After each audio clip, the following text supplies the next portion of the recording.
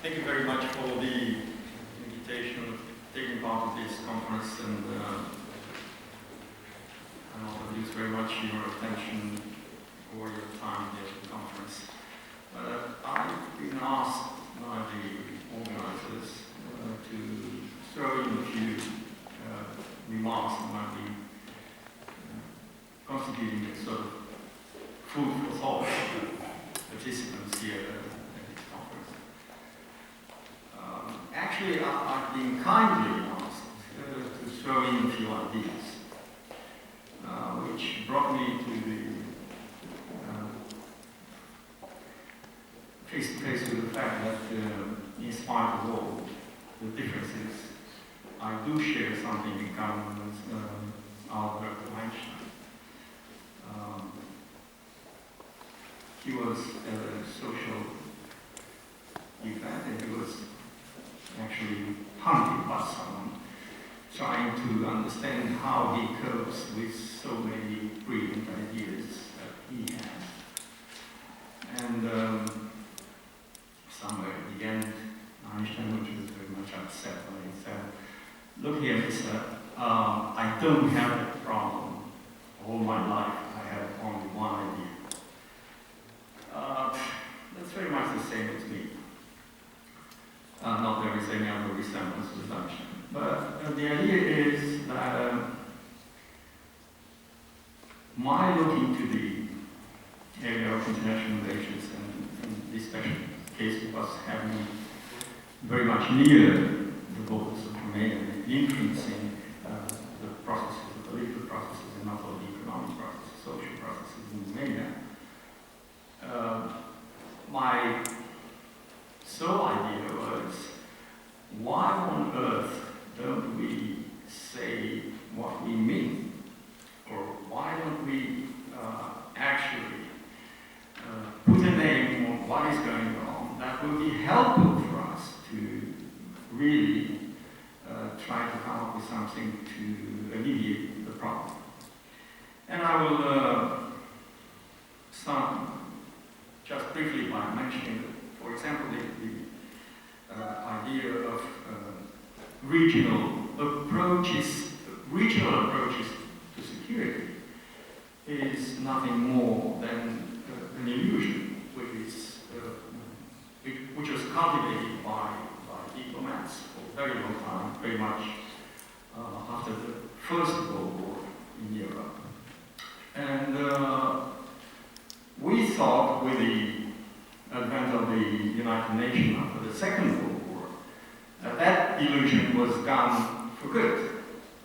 And it is not. It was reinvented. And the common sense of that illusion is that if you have a problem, which is a regional problem, what is the regional problem? It's something that spreads its consequences in an area of international relations on a certain limited area, and therefore restricted. And the common sense says, if this is a regional problem, then there should be a regional solution, which is by no means a good or a valid inference. Most of the time, if not all of the time, the international system tells us that certainly problems do arise at the regional level, but very seldom, if any time, do they have a problem or a solution or an approach that makes sense to the regional level. And in the case of the Ukraine-Russia relations, that is absolutely the case. The other thing which might be brought to your attention is, and is mentioned here, Ukrainian crisis.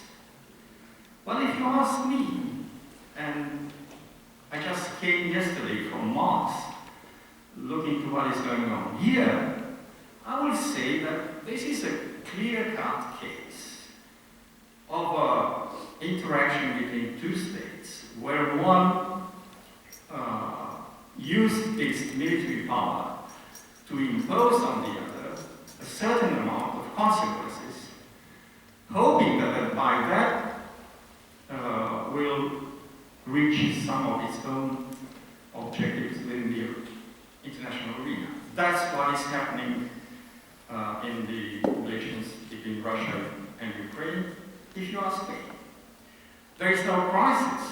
There is a use of force, a classical use of force in international relations, which is aiming to different objectives for Russia. Now, I will tap a little bit on those here. There are basically a very conventional, let's say, approach to the problem, which is trying to pinpoint the underlying rationale behind Russians' action. Why do they do this? At the end of the day. And my answer to this, once again, it's very conventional, but it works. And my answer is, Russia is trying to solve a problem. I mean, classically called in political international relations, a problem of status of power. Now, the status of power of any player within international relations, I would remind you, is not only the actual power that he has, or has the ability to project on others, but is also having a second side, which is the recognition of that power by the others, the way the others behave in relation to him based on the power that he has. That means that if you have a huge amount of power, you don't necessarily enjoy the status of a huge power. You need the other actors to relate to you based on that power. If they don't, then you don't really enjoy that amount of power. It's corresponding to your, let's say, real military, economic, or other ways of power. Now, that case exactly happened with Russia at the end of the so-called the end of the Cold War. Russia's international status was perceived by the political elite in Russia and very much by the political elites in the United States at the end of the Cold War, of being or remaining at the same level that they was previously. That is a special level that we call superpowers, which offered a privileged relation with the United States, and certainly a privileged relation in the sense that they have a huge amount of power when acting with the other less powerful actor within the international system. That was the understanding. That was why Gorbachev and many of the Western leaders went so well together. Now, what happened with the dissolution of the Soviet Union was that the newly appeared state, which is Russia, certainly benefited from most of the power that the Soviet Union has, but didn't benefit on the same status of power. And the question was, what is our new status of power? Certainly, Russian politicians and military and all the others said, that's the same as before.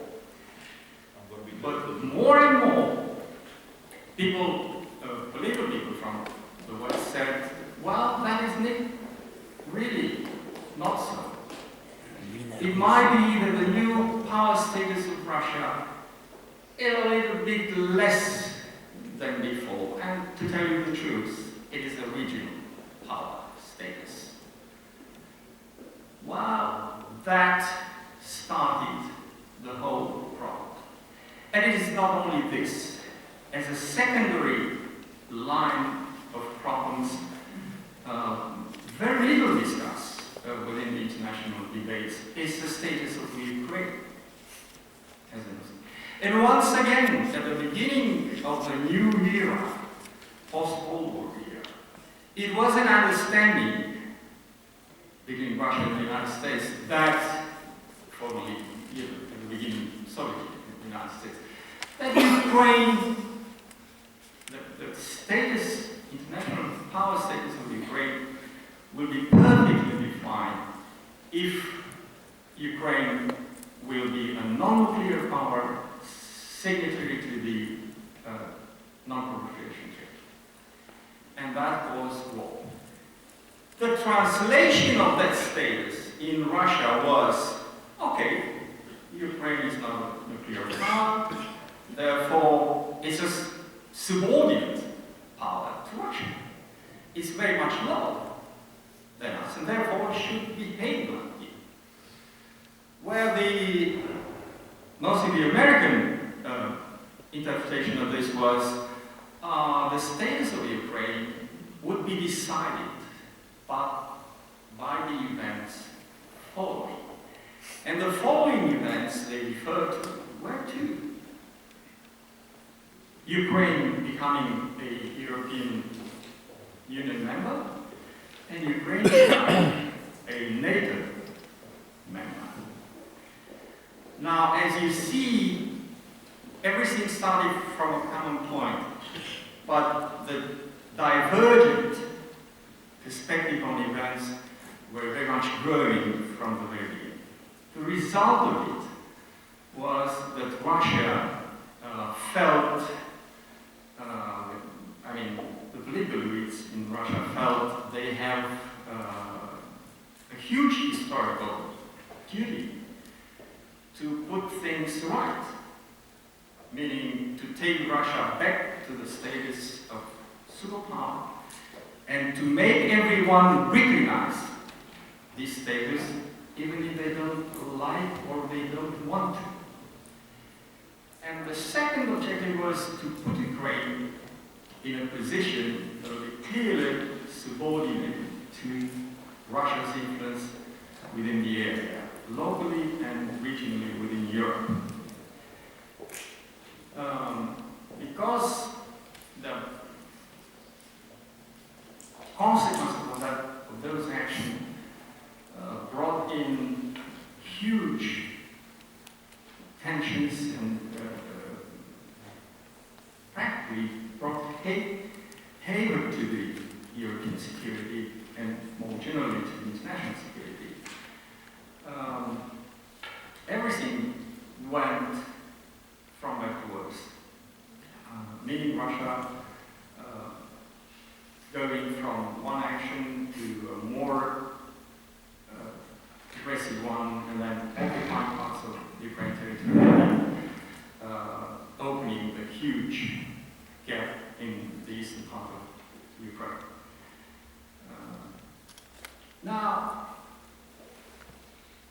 I really invite everyone to tell me that this problem has a regional solution. And I will beg to differ, simply because there is no such thing as a regional solution to the Ukrainian problem. The whole problem could be, in a sense, put in order only when and if the problem of the international status of power of Russia is solved. And it is becoming more clear for everyone around what is the status of power. And Russia goes along with the new definition. And second, if Ukraine is going to have its own well-defined status. And the problem with Ukraine is that that definition of the status of power is not really coming from inside. It is not coming from a political process within Ukraine. It has been most of the time defined by others, by the European Union action, by NATO, by the Americans, by the Russians, by everybody else, but not from within. As long as this imbalance is present, there is little hope that we will have Ukraine with a very clear-cut international status defined. And therefore, new area of interaction whereby we can help Ukraine to enjoy the states and then make a contribution to the international security at large.